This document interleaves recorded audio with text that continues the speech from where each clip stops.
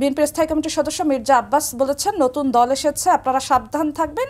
তাদের স্লোগান কিন্তু আমি বুঝি না, আমি বুঝিনি কাকে দ্বিতীয় স্বাধীনতা বলে। এবং তিনি আরও বলেছেন, আমি এখনো বুঝিনি সেকেন্ড রিপাবলিক কি বোঝায়, আপনারা কি বুঝেছেন জানি না, এরকম করে কিছু প্রশ্ন তিনি তুলেছেন। মানে এই যে নতুন দলের কিছু প্রস্তাবনা আপনাদের সাথে, আপনাদের প্রস্তাবনার সাথে সাংঘর্ষিক কিনা? না, এখানে দেখেন বিষয়টি আপনার জনগণ,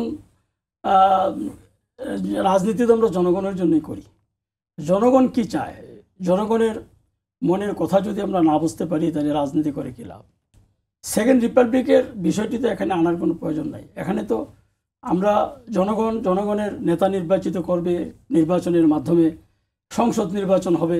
এখানে অন্য কিছু টানার কোনো প্রশ্ন নাই। এখানে কেন টানা হচ্ছে, এই যে বলা হচ্ছে যে আমরা ইয়ার গন্ধ পাচ্ছি, ষড়যন্ত্রের গন্ধ পাচ্ছি। আপনি বলেন, আপনি 1/11-এ যে ঘটনা ঘটেছিল, আপনি জানেন যে সেখানে কিংস পার্টি হয়েছিল। এবং এই কিংস পার্টি কাদেরকে বলা হয়?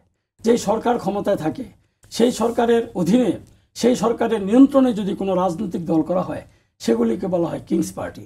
এখন সেখানে করা হয়েছিল। এবং আপনি অবাক হবেন যে আমাকেও এই কিংস পার্টিতে ঢোকানোর জন্য মানে ডিজিএফআই মানে আর্মি থেকে আপনি ব্রিগেডিয়ার জেনারেল বারি সাহেবের মতো লোক, উনি প্রস্তাব করেছিল যে আপনি মান্নান ভাইয়ের সাথে এবং কুরেশি সাহেবের সাথে আপনাকে দেখা করতে হবে।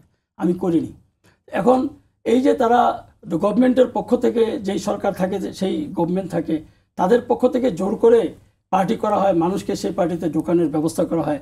আপনার যে পার্টিটা আমাদের এই ছাত্র জনতা, যদি ছাত্ররা যদি করে থাকে, তাদের ভিতরে অনেকেই, যেমন আজকে আমার যে সমালোচক, আমরা অভিনন্দন জানাই তাদের, তারা আসুক, মেধাবীরা এই রাজনীতিতে আসবে, এটা তো আমরা চাচ্ছি। কিন্তু ওই আপনার এখন যে সরকারের প্রধান উপদেষ্টা, অন্তর্বর্তীকালীন সরকারের প্রধান উপদেষ্টার ছবি ব্যানারটা নিয়ে কেন? তারা তাদেরটা করুক, আমরা তাদেরকে সাপোর্ট করি। এবং আমাদের পক্ষ থেকে রিজভী আহমেদ এবং শহীদুদ্দিন চৌধুরী ইনি সাহেব গিয়েছিলেন সেখানে। তো সেখানে আমরা তো যদি আমার ডক্টর ইউনূস সাহেবকে আমরা সম্মান করি, উনি শ্রদ্ধাভাজন ব্যক্তি এদেশের। এখন উনি তো বলা উচিত ছিল যে আমি দেশের এখন অন্তর্বর্তীকালীন সরকারের প্রধান উপদেষ্টা, তোমরা আমার ছবি ব্যবহার করছো কেন? তোমাদেরই তো দল করার রাইট আছে, তোমরা দল করো। এখন প্রধান উপদেষ্টার ছবি নিয়ে যখন তারা আপনার মিছিল করে এবং আপনার দলটি করে, তখন এই দলটা একঝাঁক মেধাবীরা এখানে আসবে, তাদেরকে আমরা সহযোগিতা করব, তাদেরকে ওয়েলকাম জানাবো। সেটা আপনার প্রস্তাবিত হয়ে যাচ্ছে যখন সরকারের পৃষ্ঠপোষকতায় এই দলটি করা হয়।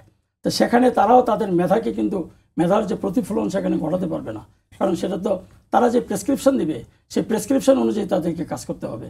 তো সেই জন্য আমরা এই যে সন্দেহের বিষয়টি যেটা আপনি প্রশ্ন করেছেন, সন্দেহ তো সেখানেই হয় যে এই কিংস পার্টি গঠন করে নির্বাচন প্রক্রিয়া সংস্কারের নাম বলে সংস্কার করতে হবে, সেই জন্য নির্বাচন দেওয়া যাবে না, নির্বাচন বিলম্বিত করতে হবে, এগুলি হলো একটা ষড়যন্ত্র।